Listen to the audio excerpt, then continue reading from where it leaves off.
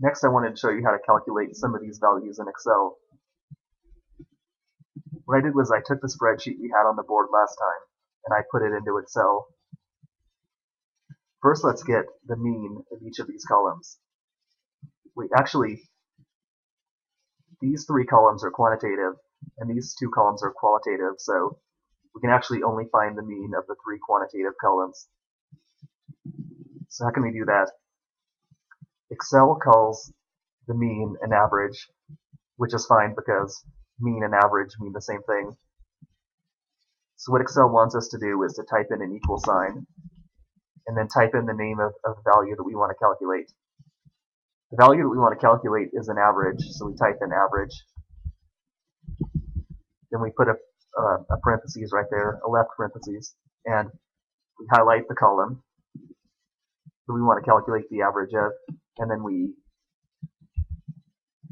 put a closing parentheses right there, and then press enter, and it gives us the mean, meaning the average of this column of data.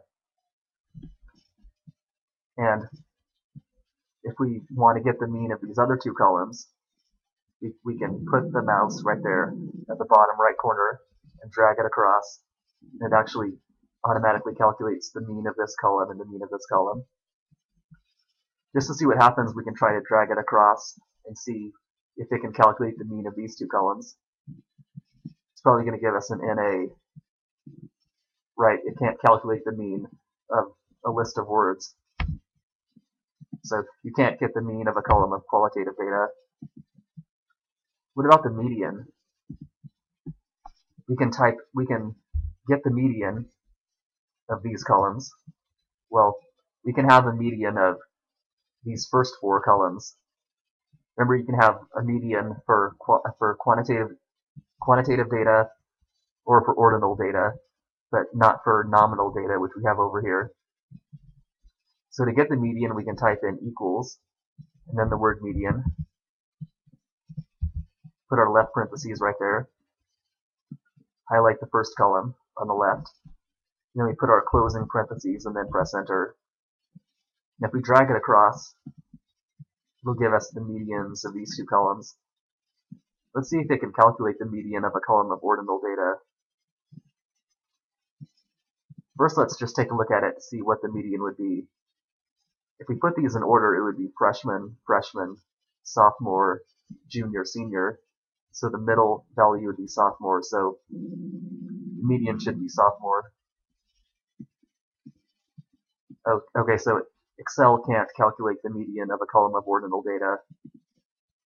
So we can just type in the word sophomore, since that is the median. Now what about the mode? To get the mode of these columns of data, we can type in equals mode, and it has two choices. It says mode multiple or mode single, or just mode. I think we should probably just click mode right there and put our parentheses, highlight the column, and then press enter. I think I made a mistake. I typed in the wrong parentheses. We can drag it across to get the modes of these columns.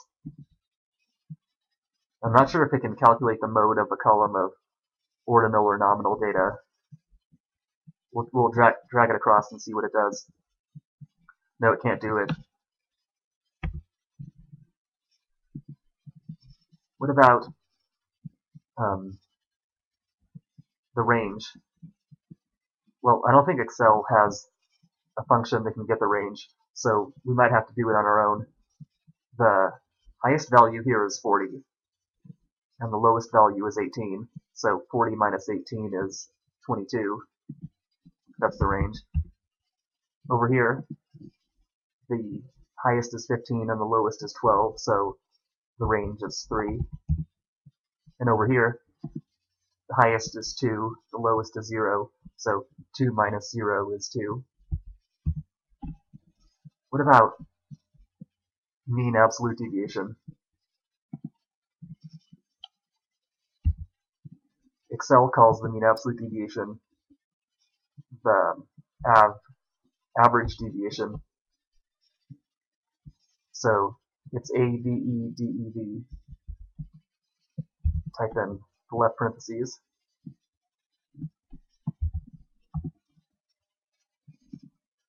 drag it across, and the H column has more spread or more dispersion compared to these two columns. Notice how in this column the numbers are spread out all the way between 18 and 40, and over here in the number of units column the numbers are pretty similar. They all fall between 12 and 15, and over here the numbers are all pretty similar, meaning close together.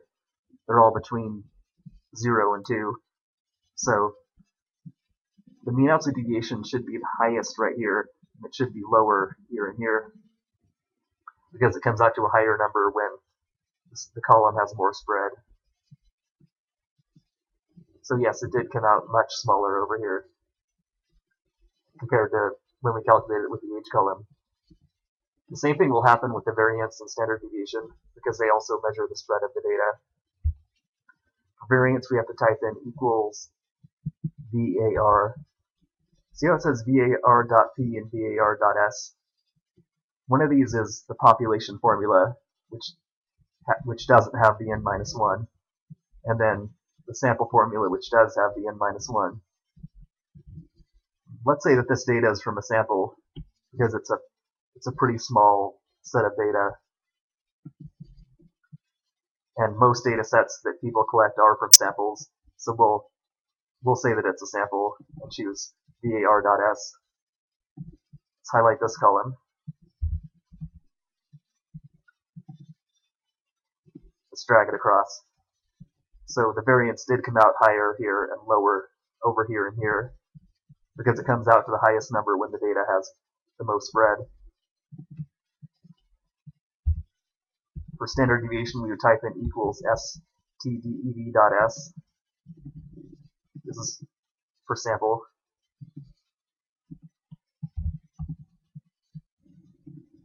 So it'll come out to the highest number here, and it'll come out to lower numbers over here because these columns are less spread out. Right, so that is what happened. And over here we could enter in the median and mode, and over here we could enter in just the mode, because a set of nominal data has a mode only. So sophomore is the median. What's the mode down here? The mode is the value that shows up the most number of times. So freshman shows up twice, the other values only show up once, so the mode is freshman. And what's the mode over here? It looks like each value only shows up once. Psychology, sociology, engineering, business, engineering. No, engineering shows up twice, and every other value shows up once, so the mode is engineering.